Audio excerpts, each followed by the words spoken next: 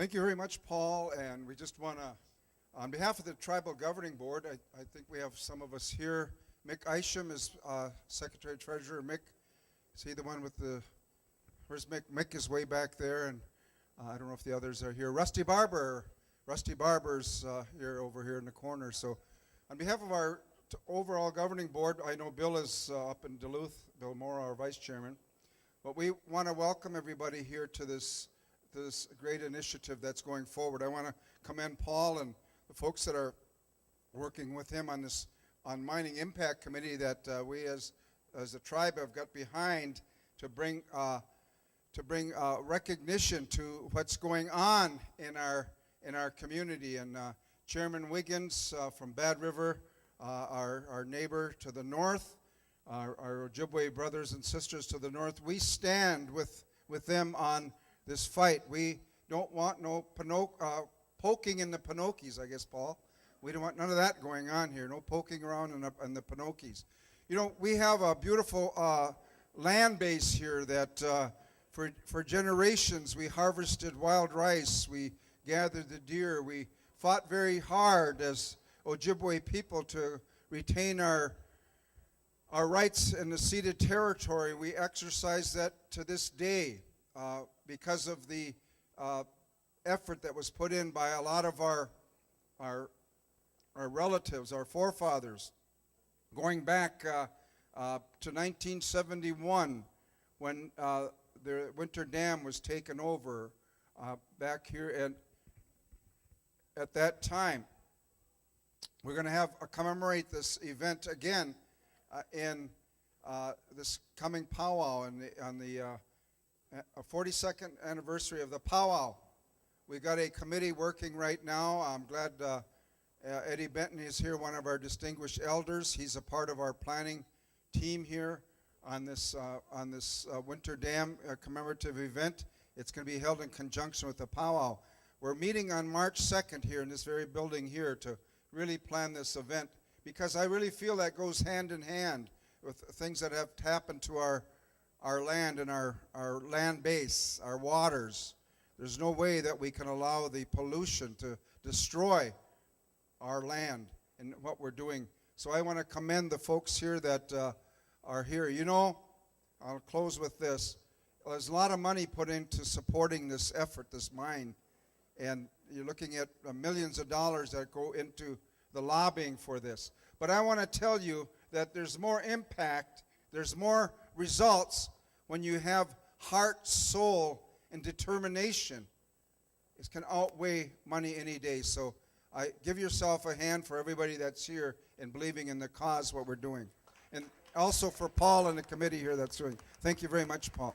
Panelists up, Chairman Wiggins, nowadays known as Chairman Twiggins.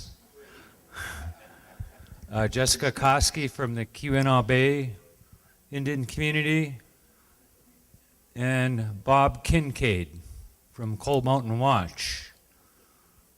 Chairman Wiggins, of course, is the chairman of the Bad River Band of Lake Superior Ojibwe. Ms. Koski is on several mining impact committees. When they do their introductions, they can tell you a little bit about that.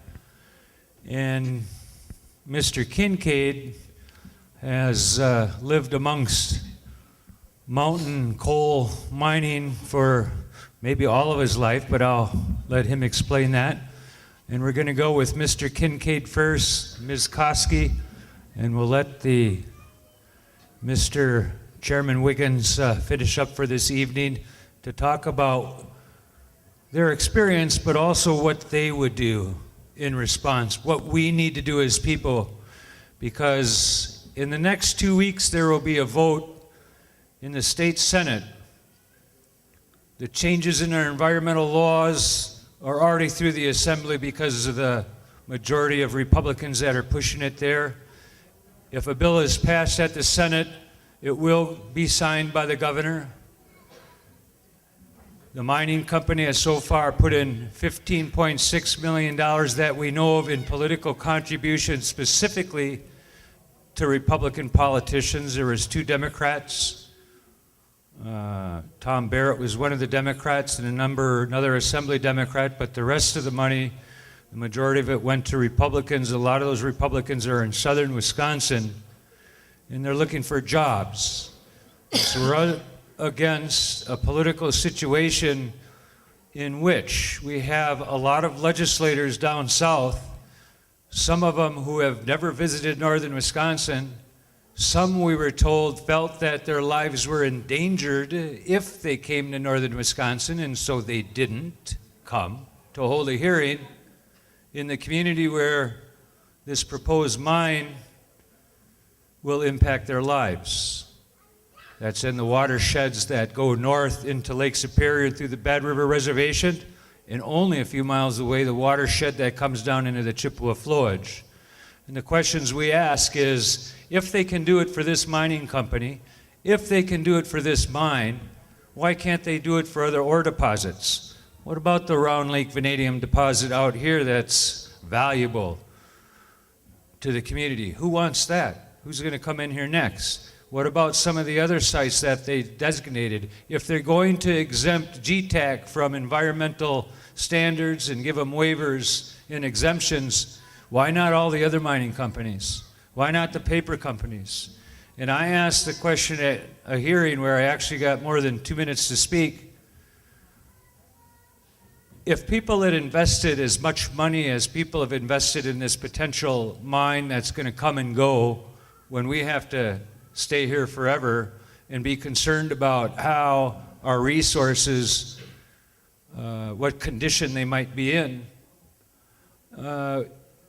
I think we could come to a solution for long-term jobs. And I stated specifically, I look for a courageous legislator to introduce legislation that'll turn the Pinocchio Mountains into a heritage park and create thousands of years of jobs rather than just a boom and bust economy.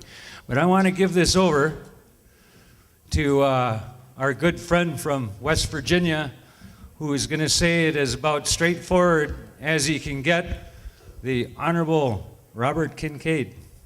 Thank you, Paul.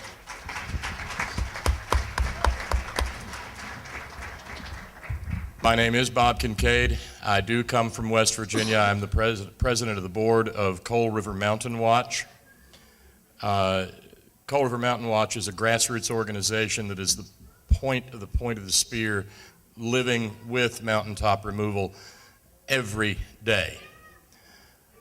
Let me say first, or let me extend first, my profound thanks and gratitude to the Tribal Governing Board for inviting me out here and letting me have the honor of sharing some of your struggle. This is my second trip up here, and I can say simply that whatever I may have said or done that has proven to be of some good or benefit, I sit before you myself, a changed man, for having been involved with so many good people doing such tremendously good work for such important, transformative purposes. So if I mispronounce, please forgive. Megwich.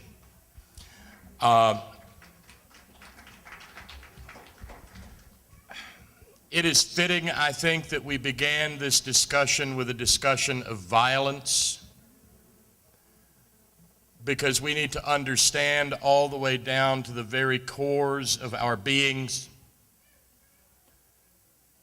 that what GTAC has planned in the Pinocchies is the essence of violence.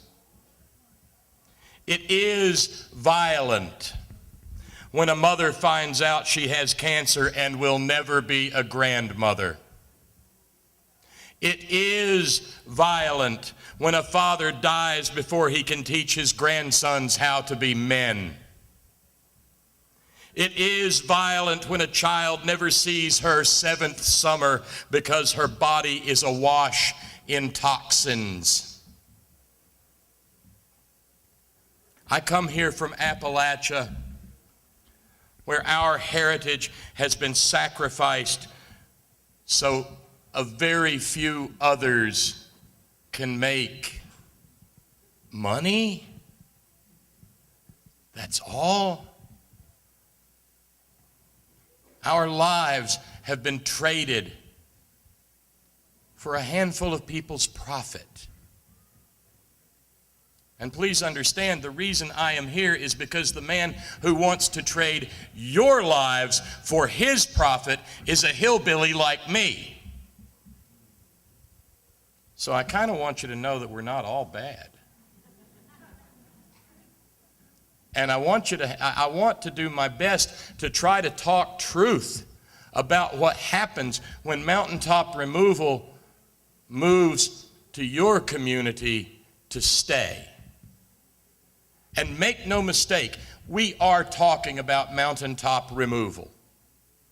It's not about ultimately what they drag out of the ground to sell somewhere that defines whether it is mountaintop removal. What defines whether it is mountaintop removal is the countless millions, the tons and tons of high explosives that are going to be used in your communities.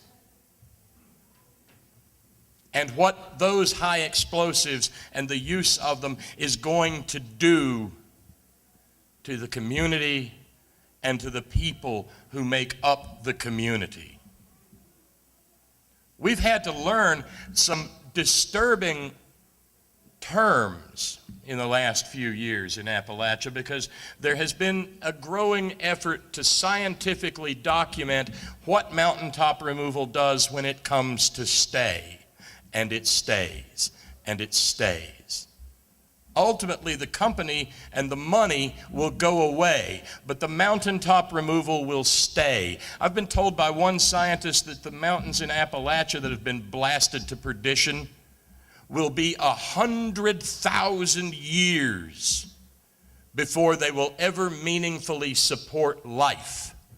Now, these are the oldest mountains on earth, and they have been rendered sterile for 100,000 years.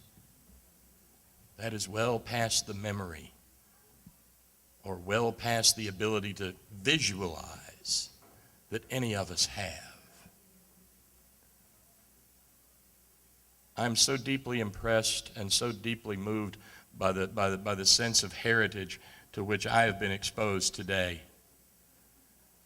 I've seen precious little children running through this room.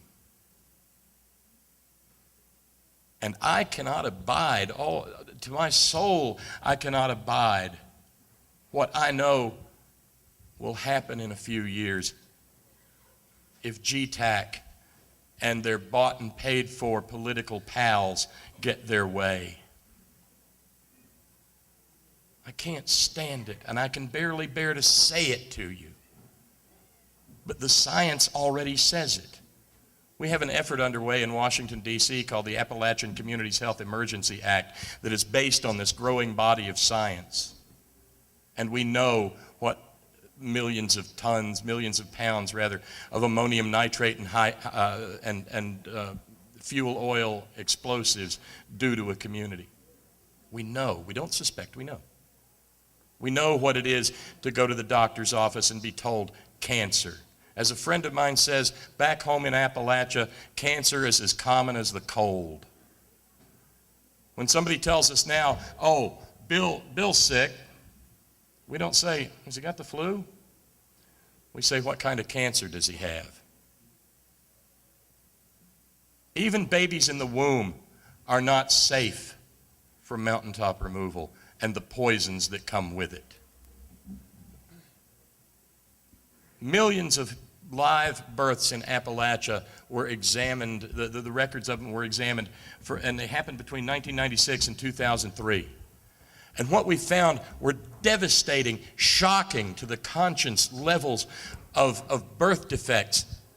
And they went up and up and up. And that data stopped at 2003, and it's kept going up.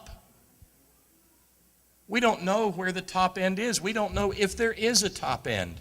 We know the poisons from this blasting, the same blasting that they want to use on the Pinokies. We know that the blasting output of that produces particles that are so fine that they're the size of a virus. And we know that under microscopes they look like broken, jagged glass. And we know that there's nothing in the human body that can stop them. And we know about cancer, and we know about heart disease. We know about brain cancers that strike 1 in 1,000 times, that happen in neighbor, 5, 6 houses, and they're not even related people. We know what the mining industry thinks of us. When the birth defects study came out, the National Mining Association responded by putting out a press release that said that the birth defects study wasn't valid because it didn't take into account for the fact that Appalachian people are incestuous. I kid you not. That's the level of regard that these mining companies have for the people and the communities into which they go. So let me just close by suggesting some questions. You know, we're sitting here in a casino facility, so maybe the analogy will be appropriate. When somebody's sitting down playing a hand of poker, there are these things called tells. You know, a poker player will give himself away if he's got a good hand. You know, he might begin to twitch a little bit or look the other way, or maybe he'll sweat some. These are giveaways. These are tells that let you know that something's up. Well, you know what? These folks that want to blow away your community, they've got tells too. Ask them questions. Ask them fearlessly. Ask them about birth defects associated with blasting toxins. Ask them about heart disease associated with poisoned water. Ask them about brain cancers. And the tell you'll get from them is that they will either say they've never heard of it, it isn't to be believed, or that they can do it differently. And then if you ask them to prove it, then you really learn, because that's when they say, trust us. But this is a genie that you'll never put back in the bottle, and you only get one chance to get it right. And the only way you can get it right is by standing with one voice and one mind and one soul and telling them no.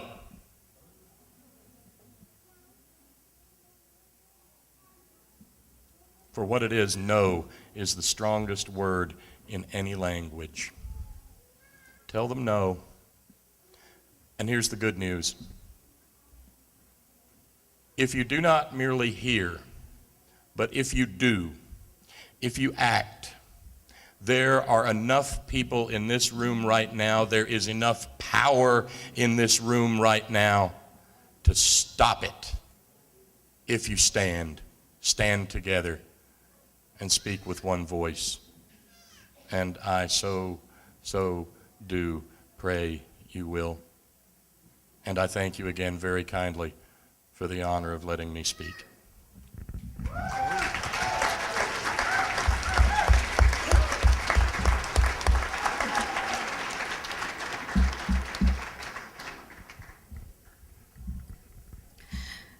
Buju, Anishinaabe Kwe, Naganiko Kwe, Sikwan Kwe, Ajinakaz, Nagigandodem, Kiwewidang, and Dunjaba. Hello, my name is Jessica Koski. I am a member of the Keweenaw Bay Indian Community, which is located on the southern shores of Gitchagumi, Lake Superior, up in the Upper Peninsula of Michigan. I also work for my community as mining technical assistant, tracking mineral exploration and assisting our tribal government in submitting comments and participating in mine permit processes, and also many other hats on the Western Mining Action Network, Great Lakes Caucus, and the National Environmental Justice Advisory Council's Indigenous Peoples Work Group. I've been engaged in my community on the mining issues for almost 7 years now.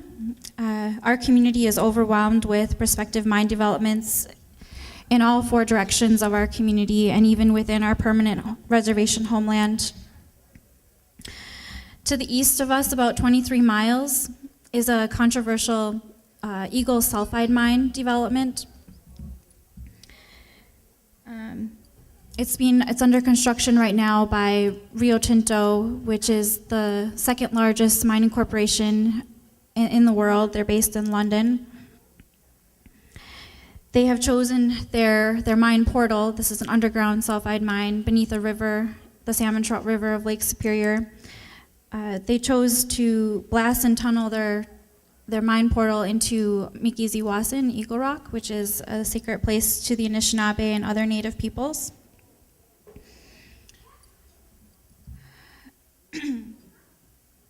To the south, there's a prospective Back 40 project, which is currently Aquila has interest in. It's right along the Menominee River, which is also another potential sulfide mine. There's exploration in the Ottawa National Forest. And then westward is the second proposed sulfide mine in Michigan, the Urbana Copperwood Project, which would mine to within 200 feet of Lake Superior. There's renewed interest in remining the Keweenaw Peninsula. Into Wisconsin, there's the Pinokies, there's sulfide mining interest in Minnesota and all the way around Lake Superior. There's an aggressive mine boom across our territory, and it's threatening our water and ecosystems of almost every subwatershed of Lake Superior. Mining, especially sulfide mining, has well-known inherent negative effects on the natural environment that we depend upon. Because when they take the valuable ore that they want, and there's pyrite and these sulfide elements, when they're exposed to air and water, create acid. And when they get into our rivers and waterways, it's known as acid mine drainage, and it's irreversible. And it can cost, out west, where there's acid mine drainage, it can cost taxpayers about $2 million a year just to treat the problem without actually stopping it. And in fact, Rio Tinto, what it means in Spanish is actually Red River, named after a river that's full of acid in Spain. So now they're here, and they have thousands of mineral rights across our traditional Anishinaabe homelands in the Upper Peninsula of Michigan. It's something that Al Gaddix, who's here in the audience, refers to as resource colonialism. So as Indigenous peoples, we're still dealing with the same mindset of colonization and exploitation of our resources.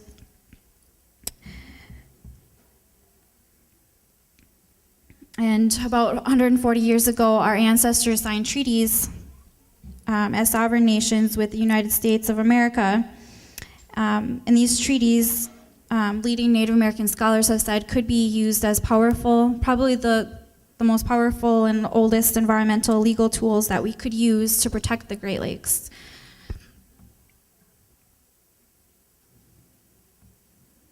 In Michigan, unfortunately, the federal government has delegated a lot of our federal environmental laws,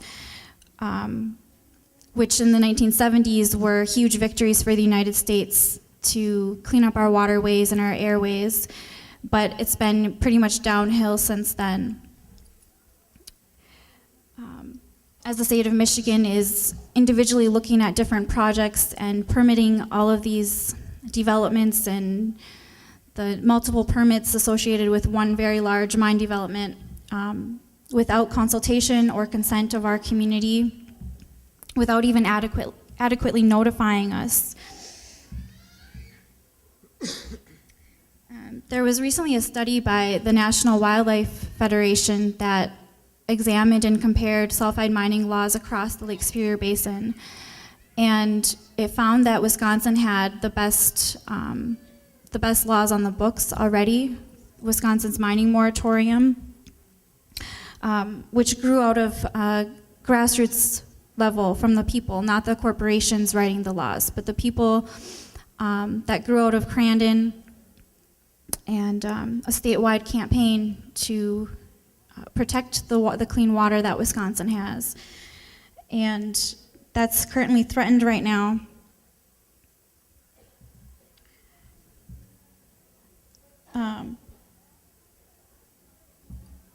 But essentially, these permits to pollute are contrary to a new frame of mind that we should be thinking in is a right to a healthy environment versus the corporation's right to pollute. Currently, there's 50 countries in the world who have such constitutional rights to a healthy environment. The United States does not.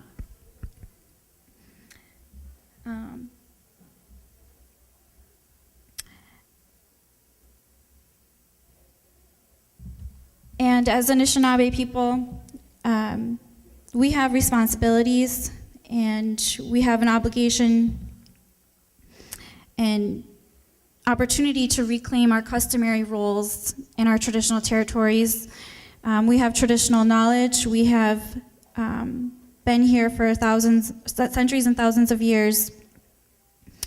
And so it's important to talk about not only our rights, but our responsibilities to care for these waters and to protect this area for future generations. And there's no bigger challenge and test to our responsibilities than right now with this resurging mining boom in our region.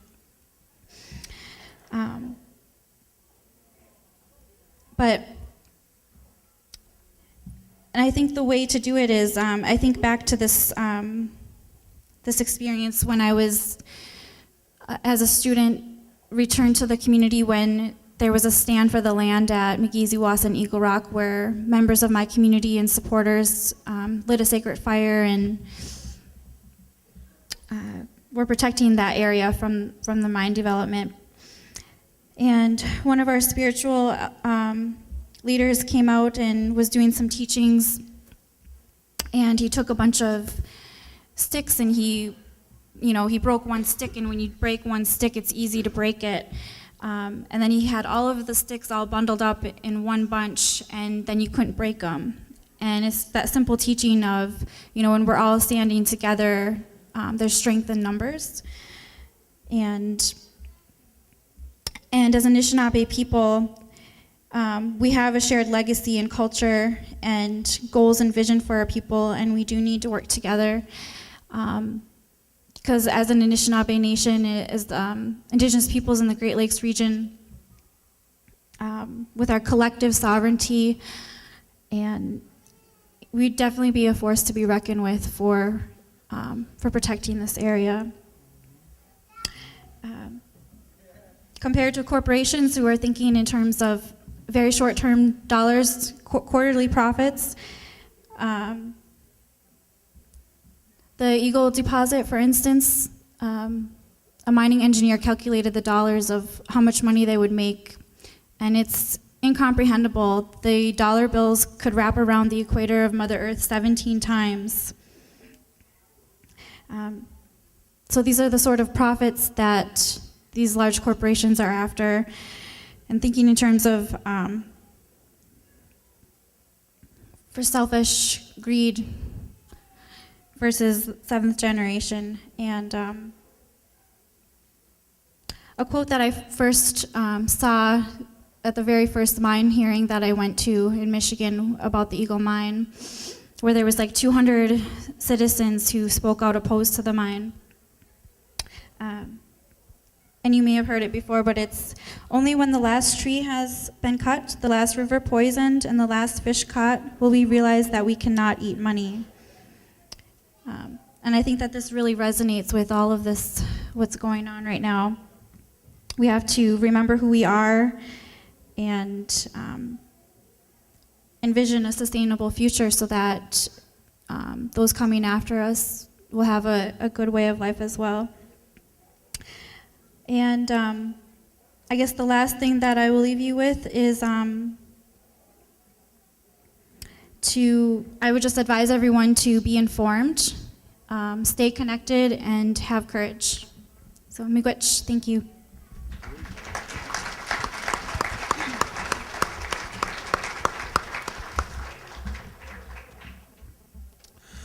Bonjour, my name is Mike Wiggins. I'm a tribal chairman from Bad River. We've been in the shadow of the mining project for the last few years, in the shadow of Republican legislators crafting new mining law that spells out a very, very horrendous kind of future for our reservation.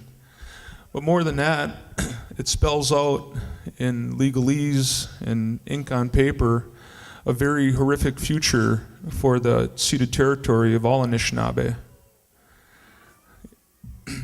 You know, the boundaries of Wisconsin really are free from destructive open pit mining right now. The boundaries of Wisconsin and the northern third of Wisconsin don't have any of those activities going on.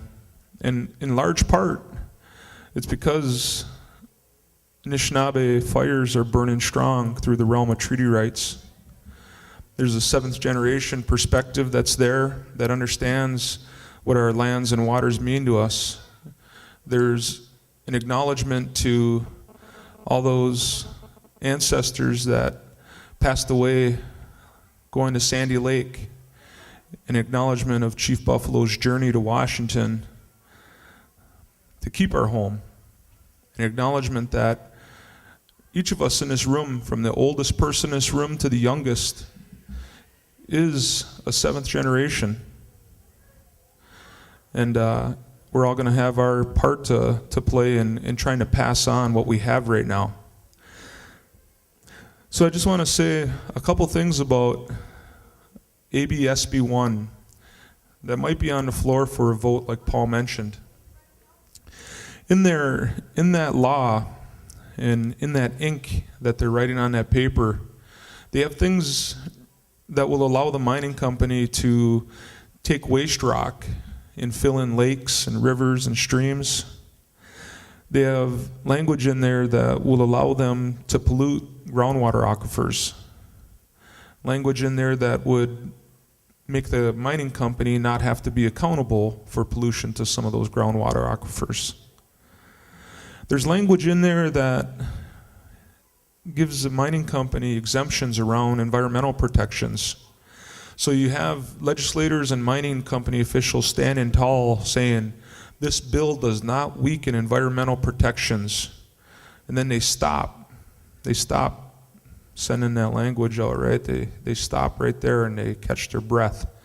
But what they really should say, if they're going to tell the whole truth, is that this bill does not weaken environmental protections. We just wrote in some clauses that will allow the mining company to go around them, so they won't have to abide by any environmental protections. Then there's this one last little part that really puts this into a framework of genocide. Genocide against Bad River people, genocide against any people that come into contact with this kind of stuff.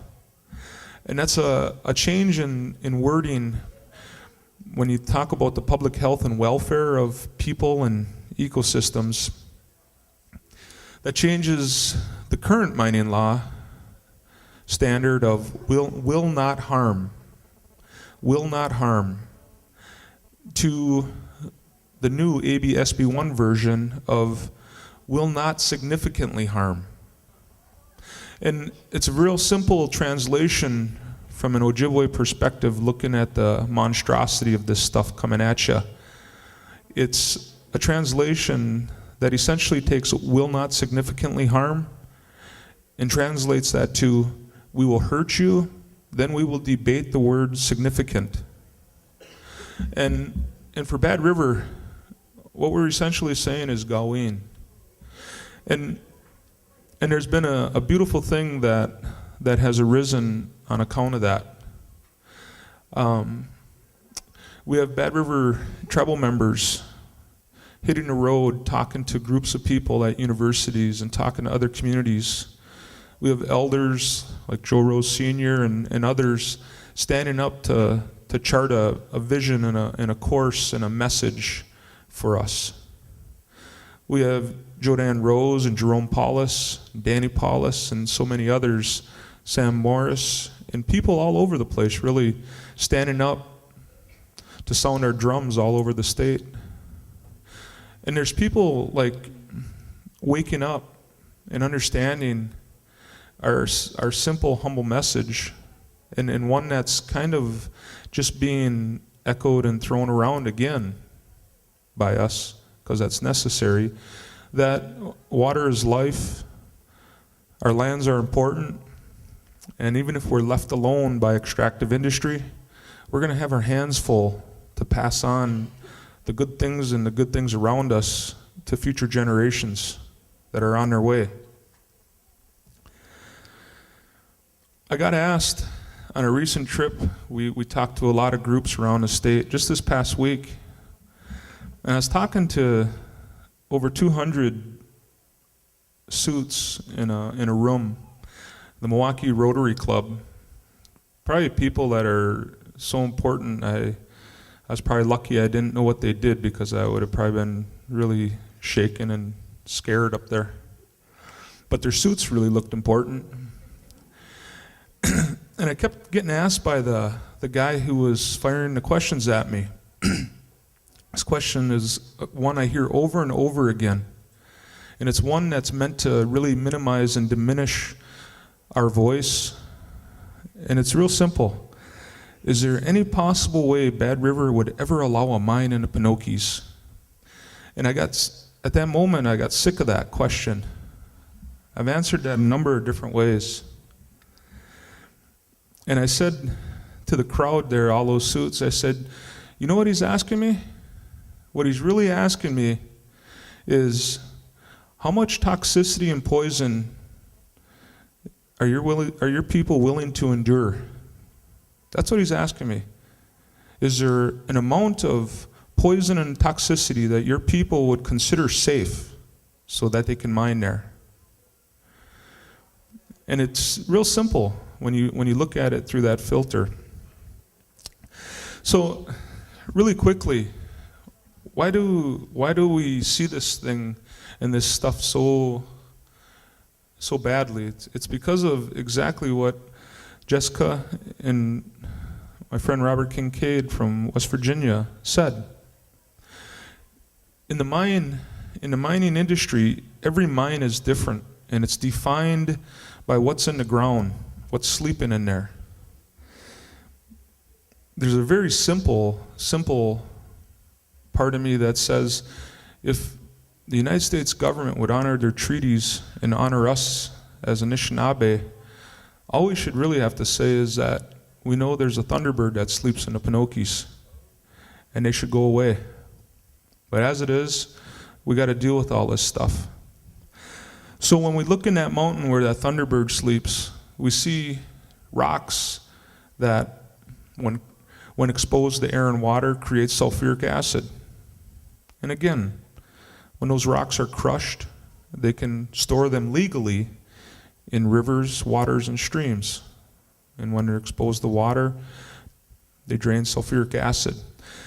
And then we look at the geologic features of that particular mine and see 23 streams, creeks, and rivers flowing directly into our homeland. A lot of them flowing directly into Bad River. And so there's a lot of other environmental impacts that I could detail and talk about. I could probably talk for 2 hours on that stuff.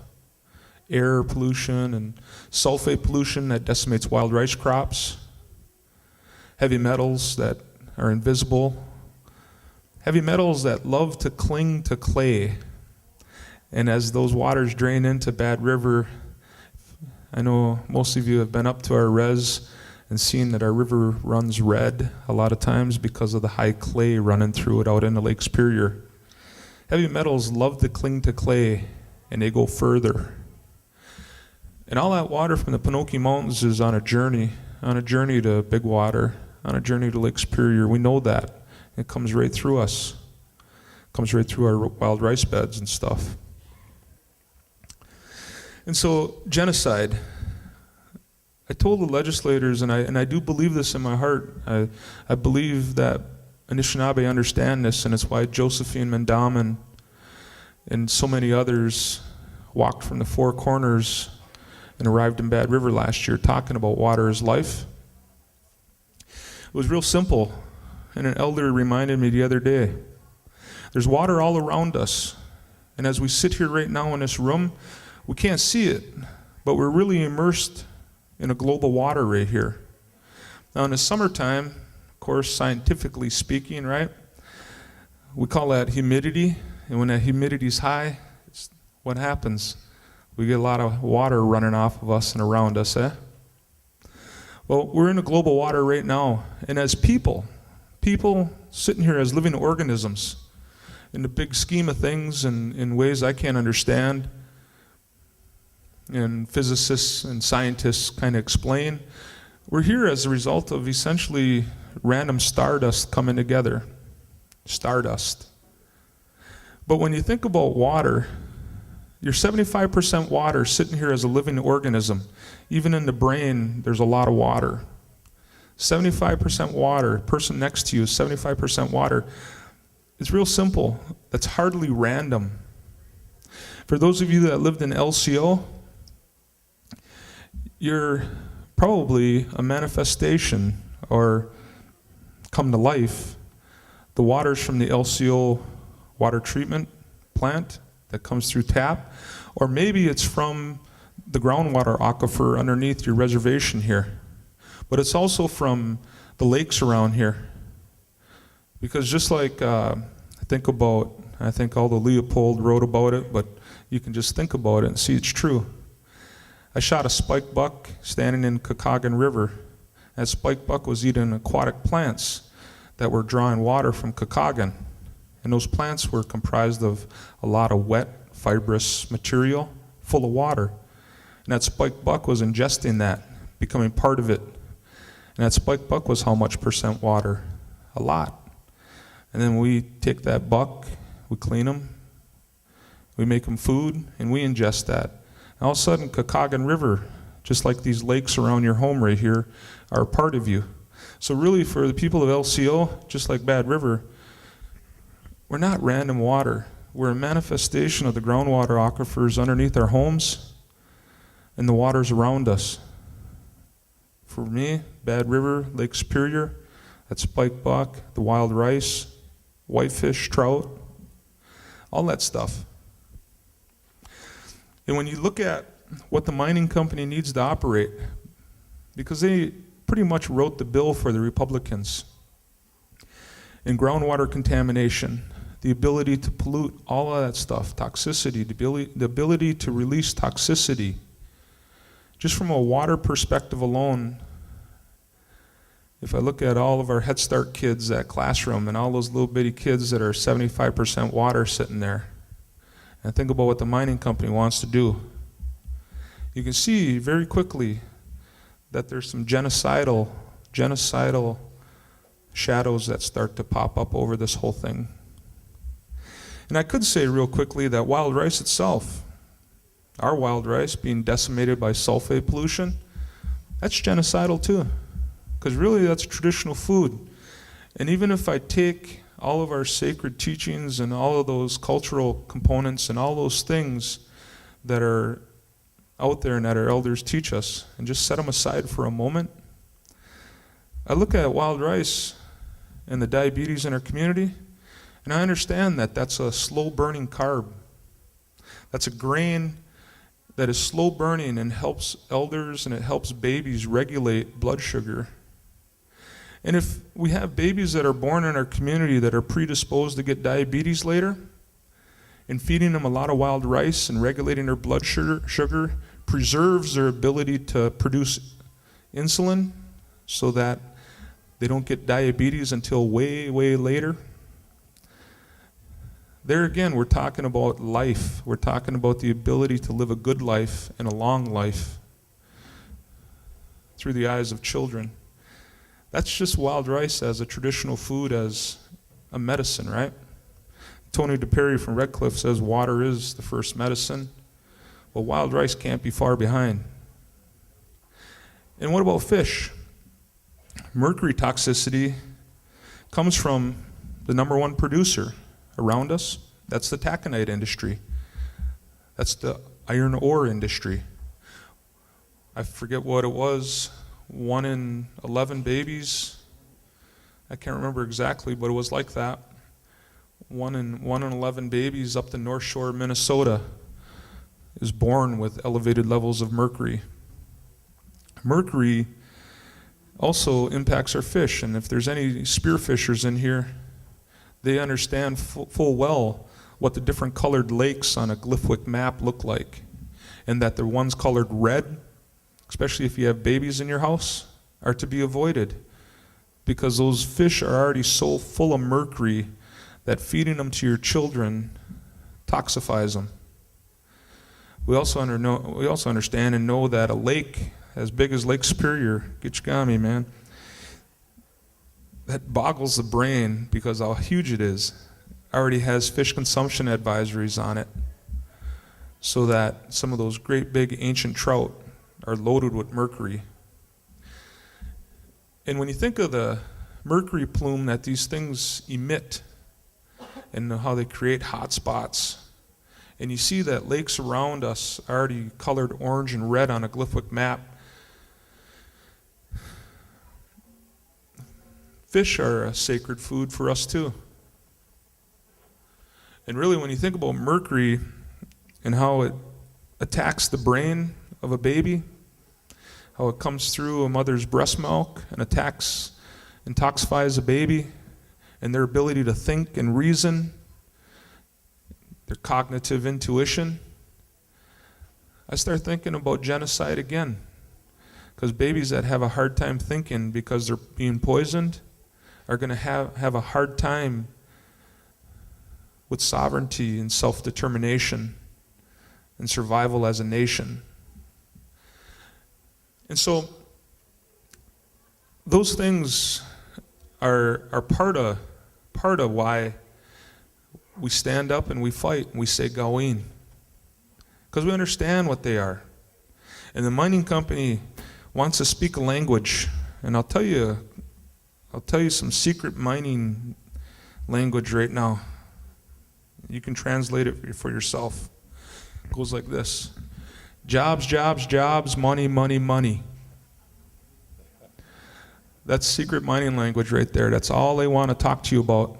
And what they don't want to talk to you about are words like perpetual maintenance, meaning like when they destroy a place and they go to try and do some reclamation, meaning make it look pretty and pretend that it wasn't destroyed. Oftentimes there's this clause, perpetual maintenance, tacked on to some of those engineered projects. Perpetual maintenance meaning has to be taken care of forever, right? And we all know mining companies don't last very long. The things that they talk about, the things that they bring to the table are going to last forever. Way, way, way, way after jobs, jobs, jobs, and money, money, money is gone. And so what I'd just like to share in closing is that our ceremonies do a lot of things for us. And Eddie and Danny Paulus and Joe Rose and others can speak to some of the details of that in a humbling way, that they carry a lot of that knowledge. I understand some basics. I understand that our ceremonies chase money out of our room, out of our space, and they help us focus on things that really matter. They can even stop time. And, for many of you who have ever been in a sweat lodge, you understand what I'm talking about. Those are two important medicines right there at a baseline that help Anishinaabe see this stuff for what it really is. And then the rest of the beauty of our ceremonies comes in and fills in the rest. When we asked in some of our ceremonies, how are we going to fight this? One of the answers that came back in the past. And just this more recently here, about a year ago, was we got to use the feather and the pen. The feather and the pen. And I've come to understand in my own way, and I just want to say it, I don't know if it's, I just want to say in a humble way, I don't know if it's right or wrong, but it's just one of the ways I look at this stuff. And it's similar to what the gentleman talking about how we come together and the opportunity the Violence Against Women's Act brings and rises up and creates. The feather and the pen, an understanding that our Ojibwe ceremonies, our identity, who we are as Anishinaabe is huge and is strong, and is beautiful, and stands there against some of this stuff. And those ceremonies and those teachings and all of that is part of our veil of protection. And that, more than that though, making maple syrup, harvesting fish, picking high bush cranberries and making jelly, shooting deer, doing all that stuff is also part of the feather. Because really when we're out there harvesting, just like when we're in ceremonies, what we're doing is we're creating stories. We're creating food for our family and all of that, but we're also creating stories, and all of those things are going to get wrapped up in a cord, a braided cord, and they're going to be part of how we protect ourselves. So when guys talk into a microphone and they talk about the fact that if our waters are drawn down and those wetlands go dry and we lose those high bush cranberries, that's going to hurt our people. That there's some integrity and some validity to that, because even though she may not even know she's part of the mining fight, a little old lady in LCO or Bad River who was out there picking high bush cranberries and making jelly for her grandkids is the real deal. And it's who we're talking about. Everybody's going to play a part in that. And those stories, as they're passed on, is going to become part of that braided cord. And really, when you think about that as mining resistance, it's a beautiful way to fight. It's a beautiful way to resist this stuff and tell them Gaween. And then on the pen side of the coin, on that whole other side of looking at it, there'll definitely be lawyers there, and litigation strategy, and treaty rights, and writing ink on paper that says, look at your own Declaration of Independence, life, liberty, and the pursuit of happiness.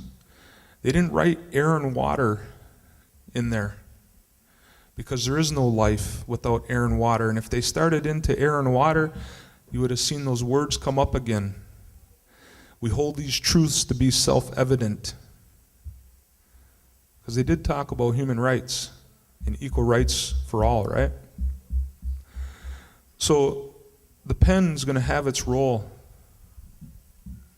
But all of that put together is how we're going to keep this stuff off of us and ultimately not really win, just continue to live a good life and go after that whole notion of Bamatsiwin. And if really there is something to take away, it's the fact that, like our elder Eddie Benton Benet said, that at least we passed on some good waters and some good lands to future generations. And that's, in my book, one heck of an accomplishment. So, just wanted to say that much. Which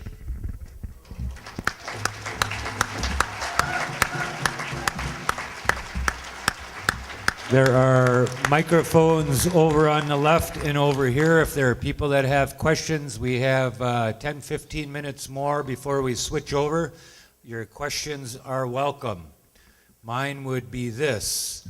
If I was to be sitting here today and ask you, what should I do on Monday morning in order to help fight this, what would that be? What can I do in the next 48 hours, 72 hours to help fight this battle against the mine? I think an answer to that would be, well, whatever the word feather means to each individual out there and how they pray, and whether it's in church or through the Anishinaabe worldview, I think that's a good thing no matter what. But on the Penn side, a letter to Senator Rob Coles, who's a C-O-W-L-E-S, who's a senator out of Green Bay, or Senator Ellis down in the Green Bay, Appleton area. Right now it stands, it'd only take one or maybe two Republican senators to stand up and say no to AB SB 1. And I think those two would be good starts. They have a track record that seems to indicate they care about water. And AB SB 1 isn't about mining, it's about water. So I would say that for starters.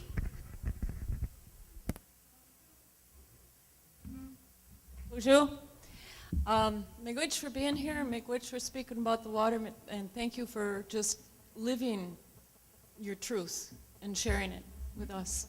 I just wanted to say a little kind of a thing that we've got going here at Kourte. Sandy Bird, could you just stand up a little bit here? Or stand up a whole lot, maybe. This is Sandy, and she's collecting a petition, and if anybody hasn't signed it, we want to take it around. If anybody hasn't signed our petition here, Kourte, because we're going to take it down, because we found out through the Wisconsin Democracy Campaign that the company has given about $15 million, mostly to the Republicans, and our politicians who happen to be Republicans aren't listening, so we're going to give them a visit, and we want to let them know that how many people are behind that. So either Sandy or me see us and sign that petition, because that's going to help every tiny little bit. So, miigwech.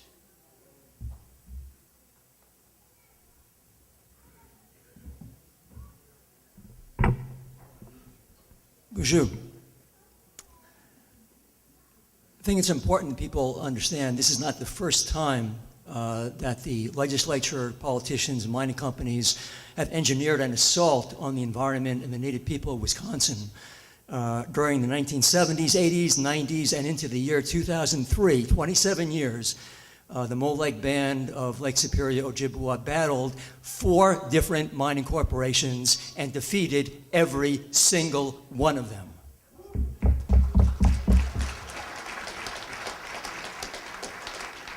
So, as formidable as our opponents are in this battle, I think we have to take heart from the fact that we have this history in the state in the last several decades of successful resistance, in fact, exemplary international resistance to mining corporations, to the point where Wisconsin is seen as a worldwide battleground in the race for resources primarily affecting Native peoples around the world. This is a microcosm of what is going on in the Idle No More movement and in the resurgence of indigenous activism around the world. We ought to take heart that we are in the vanguard of a worldwide battle against the forces of multinational corporate greed, exploitation, and dehumanization.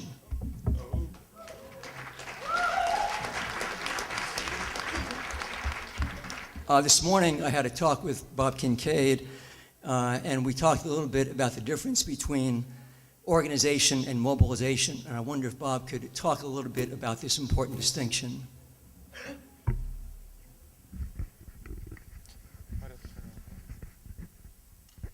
We're on. Okay. And deal with issues as they arise. But what is in play here is more along the lines of what was described to me as mobilizing, not organizing, but mobilizing. And mobilizing is what you do when the threat is absolutely at your door on top of you. And mobilizing is different from organizing in that it is not a long-term solution. It is something that you do when your very existence is threatened. And everybody everybody being mobilized, you come to a common understanding saying, whatever our differences may be down the road, we're putting them all aside right now for the common purpose of saving us all right now. And I think that's got to be key to any success. And if I could just add one other thing. I was sitting up on stage before the panel started, and I looked out into this room, and it was full. It was awesome, the power that was there. And I thought that if every human being in this room gets up on Monday and makes your elected representative in the Senate know that you are not willing to tolerate his support of the destruction of the Pinokies, I think he has to listen, even if he's already taken money. He has to listen if he wants to continue being a senator. Mobilize. Mobilize.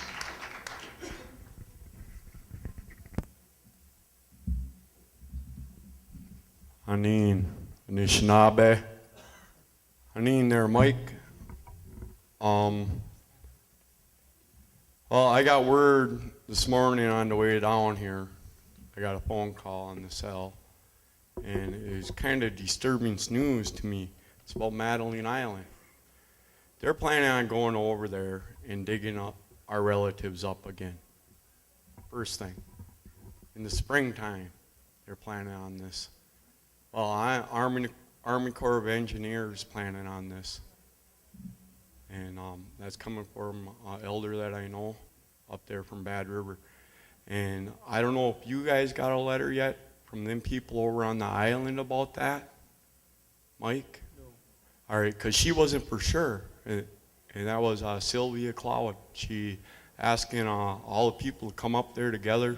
I got a little flyer here for March 19th for us all to come together up there, you know, and the Pinocchio Range there, that mountain was in the agreement of the 1854. Should never be sold or given. Just like all islands. You know, our people need to take a stand. I know the spirits are there with us. And wanting to dig them up again. Well, you know what? I'll lay down my life. I'm going to go over there and start a sacred fire. They ain't going to do it. Oh.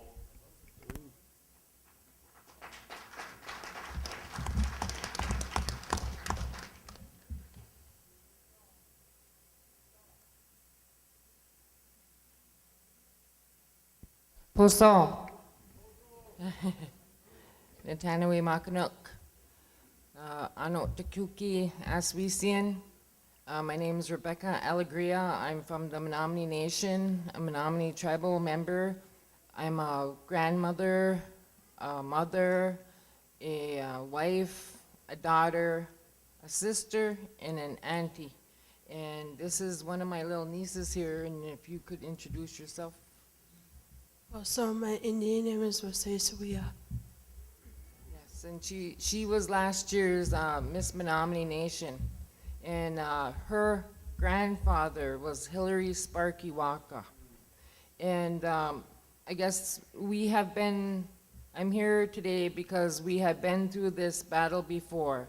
And the battle that we had was in the northern area of Crandon. And this is the same thing. And my father was a 4-time chairman for the Menominee tribe. And he had always told me that this mining will always come back again and again and again and again. And sure enough, he's right. And there's a small group of us here today from Menominee. There's Mark Waka Sr., Hillary Waka was his father. His wife Liz Waka. And on this table over here is Ken Fish. He was our mining coordinator and director of treaty rights and mining impacts. My husband Francisco. Other tribal members, Tracy Maskiewicz-Chape, Rosanna Shenandoah, and Ken's daughter, Malaya. And we're here today in support of Bad River and here to say no to the mining, to the proposed mining. And what this young man had said before us is really true. You pick and choose your battles, and this issue, this battle is worth putting your life down for. Because this battle, we're in for a fight, the fight of our lives. And this just can't happen. This mining cannot happen. And I want to say Match Waiwanan to Mashan, Wiggins, Tutipikan Inani, chairman. And, you know, every time I hear him speak, he's very eloquent. He does it with dignity and pride. And that's the way that leaders need to be. And with that, I did bring you something, Mike, and it's a carved out sturgeon, because sturgeon is one of our ancient, our sacred fish. And I believe that the Bad River, this area where the mining will take place, is what we would call a swamp. But in that word in Menominee, swamp is mashkiki. And mashkiki to us is medicine, where all the medicines grow. It's a sacred place where all the birds, they lay their eggs. It's where the sturgeon enter into the Bad River. It's, you know, it's just a real spiritual area. And, you know, we just can't let this happen. It cannot happen. We have to stop it. And for Menominee, if it's just a few of us, that's a start. It's a start. But I also want to invite everybody on April 20th of this year. We have our annual Sturgeon Feast and celebration. And what we are planning to do is we're trying to strategize and plan out a rally in the Keweenaw area. We have a park in Keweenaw, it's called Veterans Memorial Park, and we're planning to have speakers, a lot of our ancestors, elders, the youth. It's an open mic type of thing, and from there, march up to the Menominee Indian High School, where we have our Sturgeon Feast and Celebration. And that was almost lost to us. South of the Menominee Reservation, there were 2 dams built in the late 1800s.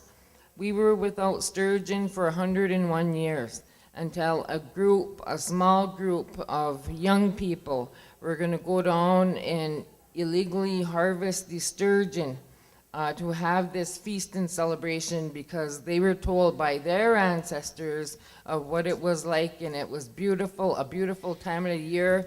The sturgeon was the first main nourishment after a long winter.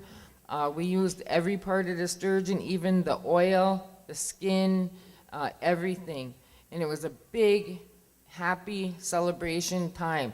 And so what happened was our elders of the Menominee tribe and some tribal leaders intervened because they didn't want to see these young men go to jail or prison for harvesting these sturgeon. So they started negotiating with the state DNR. And sure enough, they did negotiate with us, and even to this day now, they deliver from 18 to 20 sturgeon to the Menominee Reservation. And so we have this celebration.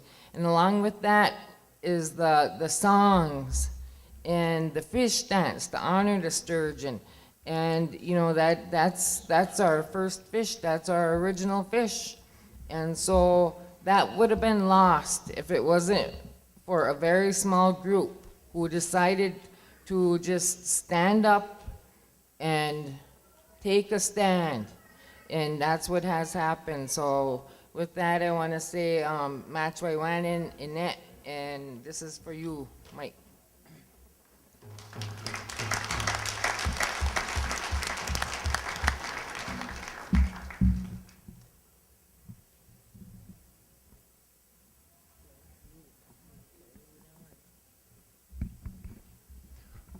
Thank you, Rebecca. I love sturgeon. The Bad River Falls is a whitewater rapids area that is actually the spawning area for naturally occurring spawning area for 2/3 of the lake, the sturgeon in Lake Superior. It's an unbelievably critical place, and when you think about, well, there's a whole dewatering process that comes with mining that draws down water tables, dries up wetlands and everything like that. And when you think of the obliteration of the headwaters of a watershed system, places like the Bad River Falls where sturgeon spawn are threatened. And I always said a 5 to 6 foot sturgeon needs a certain amount of water to kind of splash around in and roll around and to get her eggs loose. So that water level is very important for them. And really, in closing, sturgeon are vital, part of that whole system of vital signs. Their return in the spring is one of those blips, just like when they monitor a person's heart, one of those blips that shows your riverway is alive.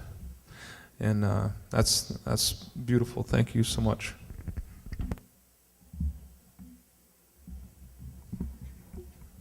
My name is Mark Waka Sr. My father was Hillary Waka, as Becky had mentioned. Becky is a former legislator for our tribe, and it's good to see some of our Menominee folks here to support this initiative that's going on in regards to the tribes coming together here. As some of you may know or may not know, my father was one of the main people that was really involved in stopping the Exxon mine in Crandon. They partnered up with a lot of different members of different tribes, and they really did a lot of hard work and worked with a lot of agencies and came out and talked to a lot of people and really lobbied hard to keep that from happening, to keep that from turning Mother Earth into something really bad here. So I kind of wanted to come forward and say a little bit about that initiative. And there's a gentleman that I got to meet who's from the Bad River tribe. His name was Walt Brzett. He used to be. I got to meet Walt really many years ago in regards to what's going on here, and I had the opportunity to speak in regards to the mining issues a few years ago. Well, my father passed away in 1995, and he was sickly, and as hard as he fought to keep this bad thing happening to the Anishinaabe people in that area, he worked diligently, and he was actually wheelchaired into different meetings, and he just tried everything, every last breath he had in his body. He fought really hard in order to keep this thing from happening. And as a result of that, a few years down the road, it came true. It came true that the Anishinaabe people defeated these big giants that tried to come in and desecrate our land. And I'm saying this to you, Chairman Wiggins, in behalf of myself and my family being here. I'm coming here and returning the favor to you folks in regards to what that man, that warrior, Walt Brzett, came to do for the things for us in our neck of the woods. So I wanted to say that much.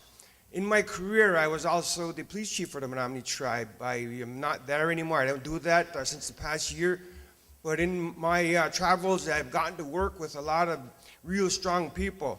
And because of the Menominee tribe being a non-PL280 tribe, we work with a lot of the federal people pretty extensively in the U.S. Attorney's Office. The Eastern District of Wisconsin, I've become very good friends with the U.S. Attorney there. And they were here actually a few months ago. They came in and brought in a new U.S. Attorney that comes in and helps work the major cases on a reservation. And they brought this lady from Washington down, and her name was Ignacio Moreno. And she is actually a deputy Attorney General from Washington, and she came in to meet some of our folks and listen to some of the concerns that go on in our area and Indian country. And I had the opportunity to address her, and I brought up the point that there's the mining issues that are coming back up, ma'am, I says, and they're actually coming up to the Bad River tribe in Wisconsin, I said, and every now and then you get these things where this mining stuff, this issue is rearing its ugly head up. So it's coming up again, I said, and I want to make sure that you folks are aware of the things that are happening in Wisconsin in regards to the impact issues. So I made it clear to those folks that this is something that's come on down, and lo and behold, it is here. So I wanted to make that point and let you folks know that having that ability to be able to work with those folks at that level, I was able to mention that to those folks and carry that message back to Washington. So it's on the radar for those folks in Washington, for the federal people to keep an eye on this for us. So I wanted to say that much. So thank you.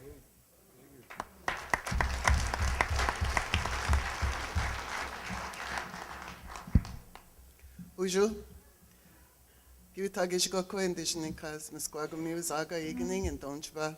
I'm from Red Lake Reservation in Minnesota, and we have a long history of resistance, starting with our chief, Midway Ganonan, who refused allotment. So I know a little bit about the history of the Crandon and Mole Lake, because I do some work with the Indigenous Environmental Network as well as teach. But there's just a couple of things I wanted to reflect on. And in the years of activism, I see that a lot of times in our reservation communities that we are, there's a divide and conquer, and you were able to really, there's a divide and conquer tactic that is used by the multinationals so that we end up turning on each other in that internalized oppression kind of way because of the false dichotomy of that either you have your resources, the only thing that you're forced, the tribes are forced into an international market, and the only thing that we have to negotiate with is our labor and our resources. That's a false presumption. And I'm really glad that the people that are in positions of tribal government are in solidarity with the grassroots people here in Wisconsin, because I am seeing all across Indian country that there's a divide and conquer tactic that is very effective. So I want to thank you for your work and your understanding of the cultural and what is needed to, that the cultural stuff, the spiritual stuff is what is the foundation of all resistance as well as education. So I wanted to say that much to you and thank you for that. And I come from Minnesota, from Red Lake, where we have a long history of resistance and powerful resistance. You know, they say Red Lakers don't get along with anybody, like we're all proud of that, you know. and so I just want to come to you from Red Lake and from the Indigenous Environmental Network. Some of you know those people. I'm sure Walt Brissett was one of them, and Tom Goldtooth and a lot of the folks. And just to make a statement of solidarity with all of the work that all of you people are doing. I'm so proud of you, and I'm so proud to be an Anishinaabe when I see such good, powerful activism and resistance. And I just want to leave you with a comment that in response to what your chairman was saying, we have a few hundred years of some pretty serious oppression and colonization, but we have 50,000 years of well-being to draw from. So that's our strength. Miigwech.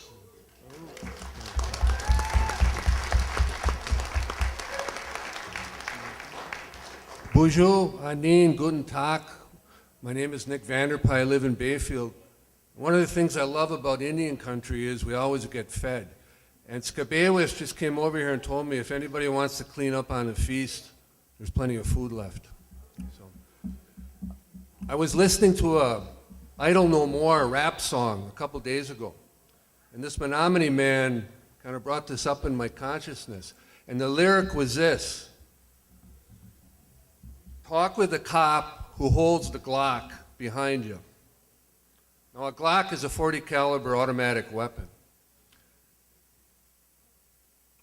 We wanted to do something about Bayfield about 2 weeks ago. They wanted to pass a resolution supporting responsible mining in the Pinokies. And what the man hasn't anticipated is that we've got this moccasin telegraph called Facebook, and we're able to organize very quickly. And I was at Red Cliff, and I was working with Gretchen Morris, Gijagukwe, and her 2 sons, and we were out for a walk. We came across these tracks out in the woods, and they were marten tracks. She's a Martin clan woman, and she looked at me and she said, "What are we going to do, Nikki?" I said, "We're going to go, and we're going to bring a drum, and we're going to dance at Bayfield." And she got on Facebook, and fortunately there was a big ice storm, and Bayfield School got canceled for a day, and we all got to make signs. And this went out to Bad River, and it went out to LCO, and we showed up at Bayfield County with a drum, and all these good-looking women in their jingle dresses, and they were dancing. And we welcomed all those people, all those Bayfield County people into that meeting with a song, okay? And there were cops there, and they had their Glocks, and we trust that they're there to protect us. Just like Sheriff Menard protected us when we were blockading the acid train at Bad River in the mid-90s.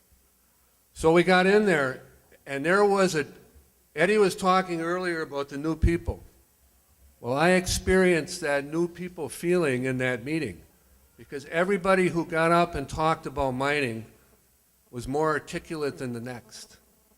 Everybody there knew more about every facet of how this monstrosity called the Pinokie Mountaintop Removal is going to destroy the rice, the sturgeon, and those Bad River babies.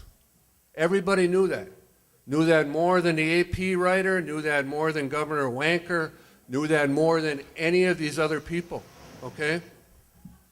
And you know what happened? When we got in that meeting, I looked at the crowd and I thought, oh, it's 5-5, we're never going to get a vote. But when Gretchen got up to talk with those 4 young women from Red Cliff, she did something. She walked into the stage. She got into their stage. And Gretchen asked this question. After introducing herself in a very gentle way, she said, "The water that's in your womb," she addressed this to all the women, and this can be addressed to all the men too, "the water that is in your womb, how much would you sell that for?" And I was watching the body language of those people on that Bayfield County board. And you know what? They kind of melted when they heard that question. And I knew then that that vote was going to change. So what I want you to do is tomorrow, I want you to tell everybody involved with this Superior Days event down in Madison that our people in northern Wisconsin are opposed to mining in any form in the Pinokies. And we feel the same way about mining around Wausau and the frac sand mining down by the Mississippi. And you let Bob Jelk know, and you let Bewley know. And I wish that some of those legislators would be here with us today. But you can tell them, and tell them on Facebook, and tell them that we say Gaween to any mining in our territory. Miigwech. Miigwech. The message was there's not a whole lot of food, but we've got to clean it up. They're going to pick it up in about 10 minutes, so if you haven't eaten, you can get over there. Want to take a chance to just, again, some of the dignitaries that some members of our council said should be recognized. Mark Wakaw, Chris McGeesick from Old Lake, of course, Mike Wiggins, who's a guest in our community again this evening. Dr. Rick St. Germain's been here, one of the former tribal chairmen. And our chairman here at Courte, Gordon Thayer, who took off just a little while ago. We want to thank those people for coming in. And closing comments. Closing comments, 1, 2, 3, and we're done, and we're switching over. I just wanted to also acknowledge Tribal Council member Annie Madej is here also from Bad River. If you're unrecognized, oh, here, and this guy back here, Rusty Barber, who's involved with the Mining Impact Committee too. We want to recognize him. It's not just any one person. We've got Sandy with the petitions. There's a petition over at the front table as well as a raffle for all the gifts that the vendors have donated for $1 a piece or 5 for 6. You want a quick, say, a 2-minute roundup, or are you guys done? All right, they're going to be here. Again, I'm supposed to wrap things up, but this is how I'm going to wrap things up. Get involved, get active. Don't necessarily ask what you can do, but what you do best, do more of it. Contribute to Facebook, write letters, make phone calls, stick together, and the message is Gaween. There will not be a mine in the Pinokies. There may never be another mine in northern Wisconsin because we kind of like the way it is right now. So miigwech for coming, and you guys are excused. Thanks for coming here.